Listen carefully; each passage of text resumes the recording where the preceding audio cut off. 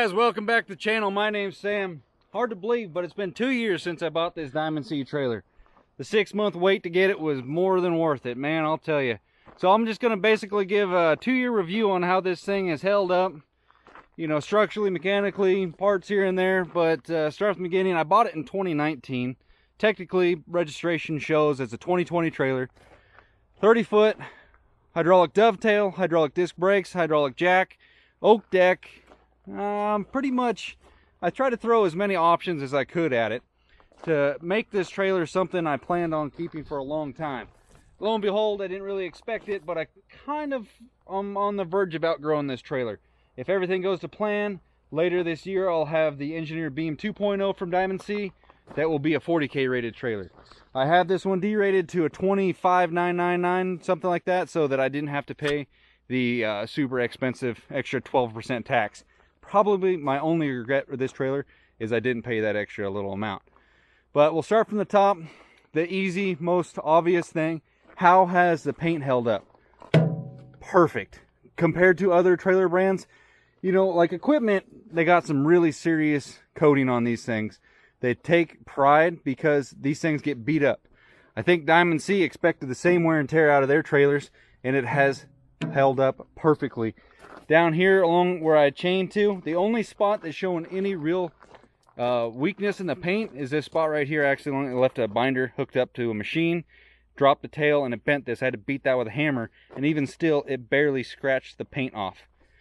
Back here, where a 22,000 pound track machine drives up on there, the paint is still perfectly fine. I'm working with Diamond C. I'm trying to get them to put some ribs in here, because other trailer brands, I noticed the tail doesn't concave near as bad or hardly at all.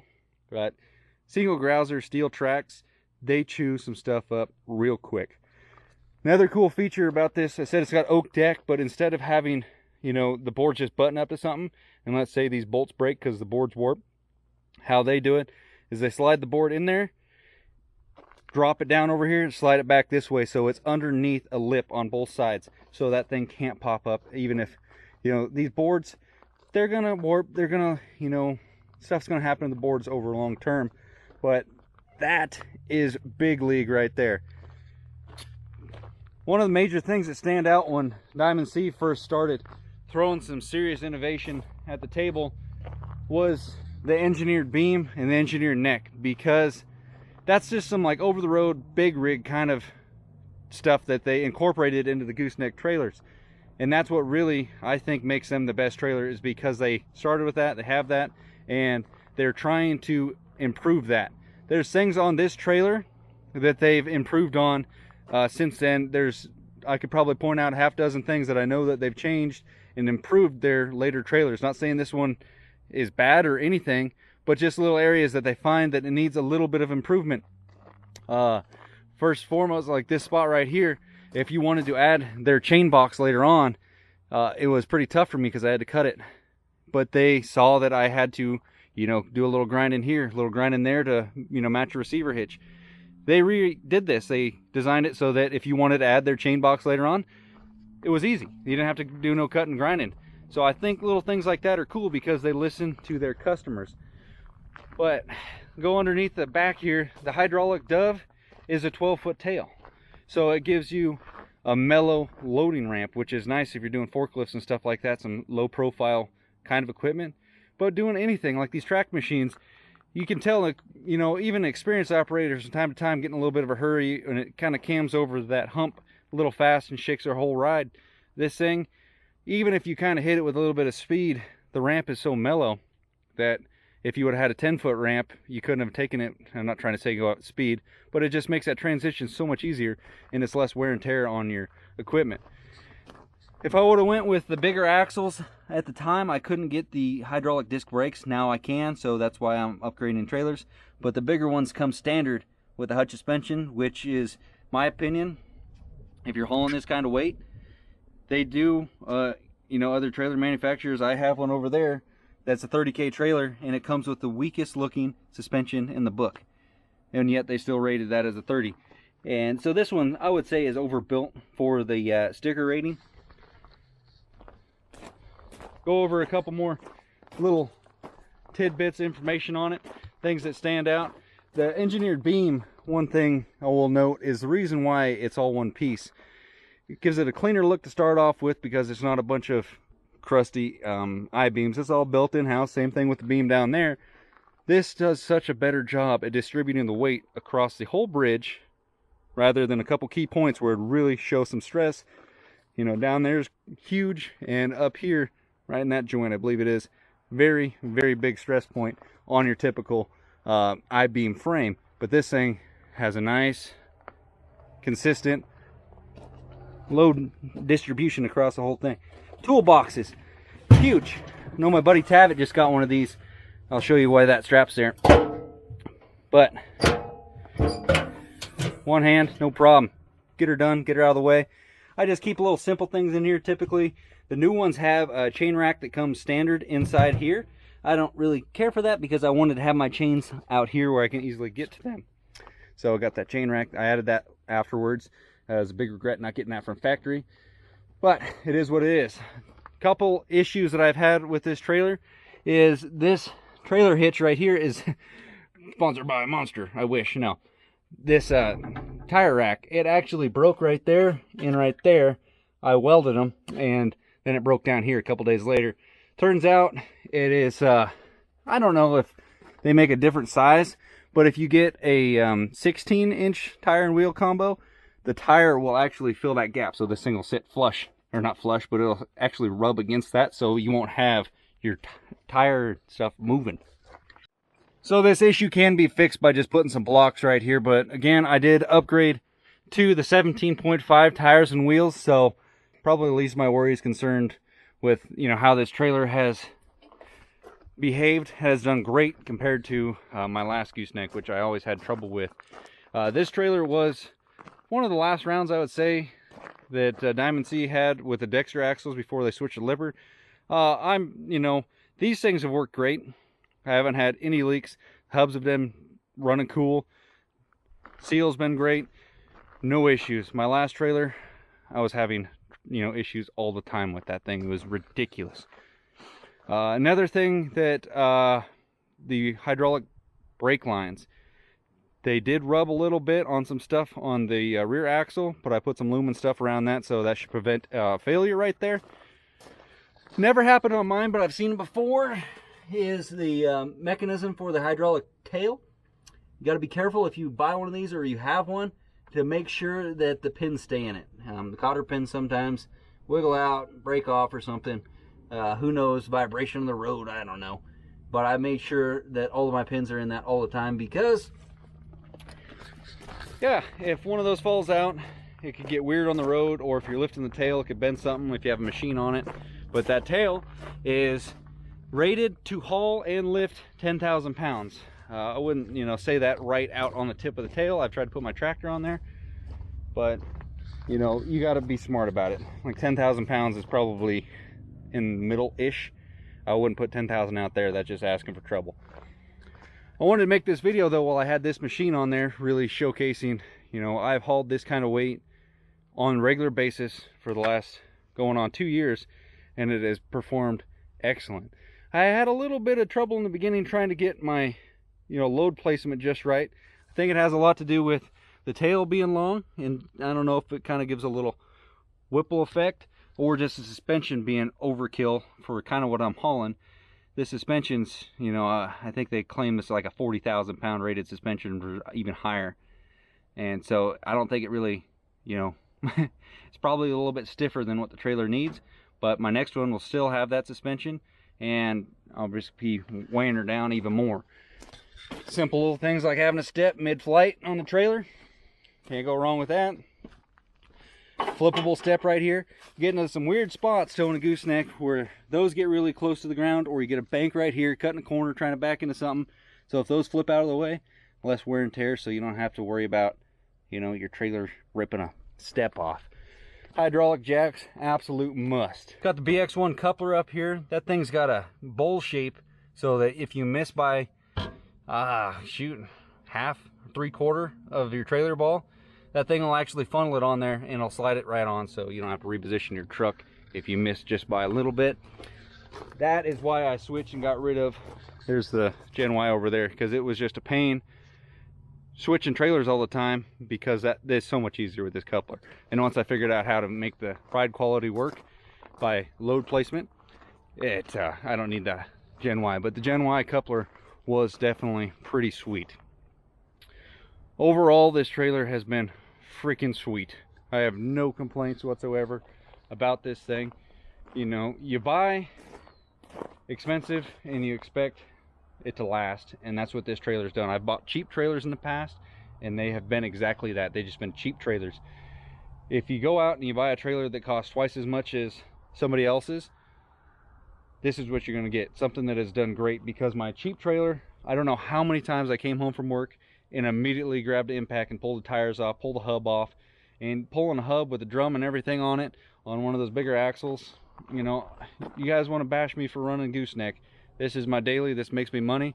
I got no complaints. This thing does the job perfectly. But pulling a hub when you're tired after working all day, hauling equipment, you know, doing the jobs, the last thing you want to do is start wrenching on your trailer over a stupid seal leaking or your brakes failing. And these hydraulic disc brakes, these stop something fierce. I normally run them at like 55%, you know, capability. I crank them way up on a lot of jobs because, you know, I'll be cruising out of a really steep gravel or dirt road, and I really can rely on how great those brakes work. So I'm really looking forward to the 16Ks with the hydraulic discs as well. But generally speaking, you know, you can get a couple different options that I didn't get, but I thought it was nice that they offer simple stuff. You can get a spot for a toolbox up here. You can get a winch up here from factory already wired in, and they do an excellent job at wiring and stuff. But receiver hitch, so I can put my winch right here, the back of the truck, front of the truck I got a receiver. Trying to make this thing work for me at every possible angle. I always got the speed binders right here to try to make loading up the equipment and going home as easy and as effortlessly as possible, because you've just been working all day. You don't want to be slaving over a bunch of binders. And then I just really go back to that old trailer of the early days with the heavy ramps and stuff. But when the new Diamond shows up, I'm going to be keeping this one, because there's no way I'm selling a freaking sweet trailer like this. But I don't really have too much more to say about this old girl. It has been an absolutely outstanding trailer, and I look forward to ordering my next 2 trailers from Diamond C. I have 2 now, have 4 later, and start thinning the herd of the other trailers that do not have Diamond C on the door or on the side. But anyway, we're gonna end it there. I actually need to go haul this machine to the next place, maybe pick up another one, and I definitely need to load this up for work tomorrow for another couple machines. This thing has been go, go, go since I got it. Loving it. So I bought this trailer from the trailer store, Winnemucca, Nevada. If you're in California, Nevada, Oregon area, I'd highly recommend making the journey out to Winnemucca. Best prices, best service. You know, he's a guy that he'll answer the phone every time you call him. We'll see you guys later. Hey guys, one quick example at the end of this video. If you made it this far, comment below something like, Diamond C makes an awesome trailer and I'm going to buy one as quick as humanly possible. Which is going to be hard to do because the demand's up and the supplies are getting harder to get. I don't know how that worked out, but I want to give a quick example of how the hydraulic dovetail system actually works on the Diamond C trailer. The reason I bring this up is because I recently joined one of those Facebook, I own a Diamond C profile group things or whatever. I just wanted to see what other people are hauling. Maybe I'll post something every once in a while or just talk about trailers. But a lot of hotshot farmer rancher kind of guys just hauling equipment, doing whatever they're, you know, just doing their thing, working.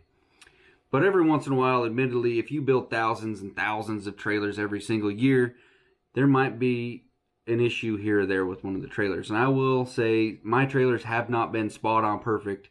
And it's been little things, some stuff that I could just fix on my own. It's not that big deal. You don't need to get Diamond C involved. You don't got to file warranty paperwork and get it shipped to a dealer and stuff. If the hoses are backwards on the hydraulic jacks, just flip them over yourself and go on with your day.